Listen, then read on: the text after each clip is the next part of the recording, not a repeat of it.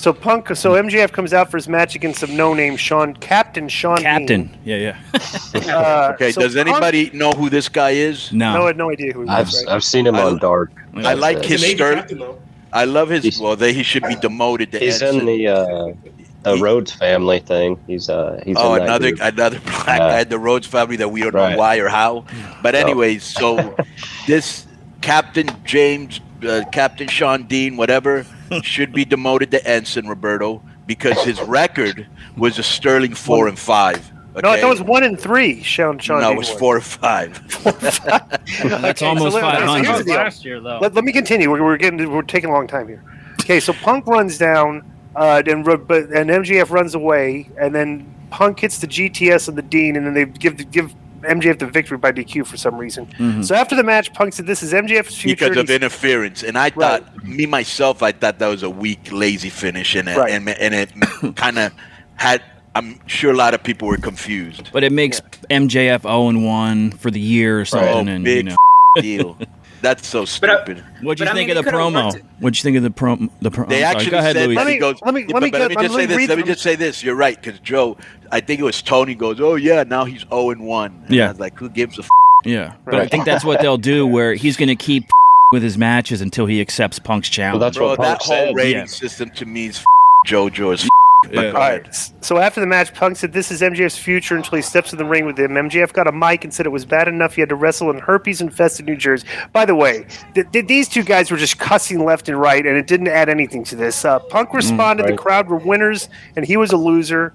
MJF said that everything that comes out of Punk's mouth is fake, and he needs MJF to give him a chip on his shoulder and make him relevant.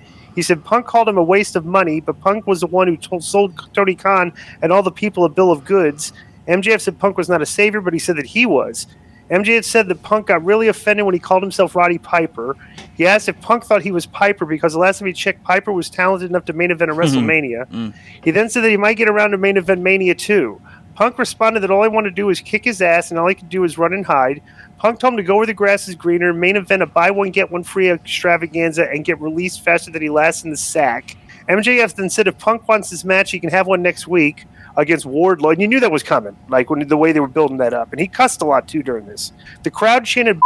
Punk said the difference between people like Piper himself and MJF is that he and Piper would fight anybody, anytime. He then told MJF that eventually he would run out of people to hide behind, and then he would put him to sleep. Okay, when I'm thinking of when I was watching this, and he's got Wardlow, my immediate reaction is like, Wardlow needs to beat Punk. Like if they've been building up Wardlow.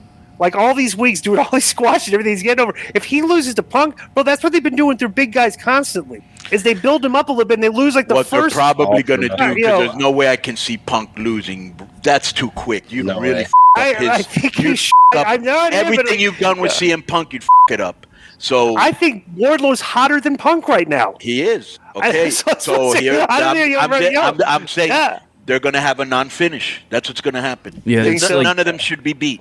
Book themselves into a corner. Will come out and get a count out or something like that. Yeah, they're going to have a non-finish. None of them should be beat. Okay, so I had this show on at work, right? And I fast-forwarded through the first part, but I was kind of busy, and I had the show on behind me. Right. And I missed it, but I didn't see the finish in real time to the Daniel Bryan match, right? So when they came back, I was busy doing stuff. So I'm listening to it and something. Bro, you know what's interesting? It's like I didn't know what the finish was. The announcers never referenced that match throughout the rest of the show. Like they never said, "Wow, what a big match we saw earlier tonight. We saw Adam Page with a big win over there." Bro, they never even they never said a word. It's like this is a big tournament, and that's the thing. Like you talk about, they didn't even have a video package. They didn't even show him afterwards when he won, celebrating or something, or stay with him. Yeah. No, it was to the neck. They were right on the MJF thing. Like they were hurry up, let's go. Right, but the cussing was just completely way too much of it in this. It's just absurd. So Chris, I missed this too. Chris Jericho. Well, let me just say real quick. I thought MJF was hilarious here.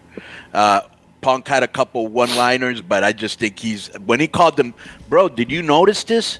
There was a part where he called them PG Punk. And the crowd started to chant it. And I was thinking, is Punk getting the Cody treatment? And little by little, they're starting to turn on him because like he said, you're a bad set of goods, or what did he say? I sold him a bill of goods. Yeah.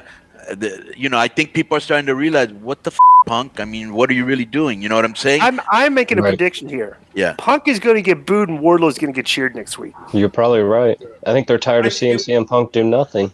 And Yeah, no and now they're going to shout, and it's like the fans are not smart. Bro, I they're still watching think Wardlow get Punk over, and and Cody Rhodes should get together, and maybe two other guys, and start or one third guy, and have like 3 ex-WWE guys just tearing up. Like condescending. Right. Daniel Bryan. Right, yeah, very Right. condescending. Right, you know. Bro, that would get mega over. Yeah, it's absolutely. the same market as Long Island, so I would figure a lot of people did like MJF. Mm-hmm. I mean, it is still the New York area, so yeah. I think a lot of that had to. Yeah, but he's also very entertaining, and Punk isn't as entertaining.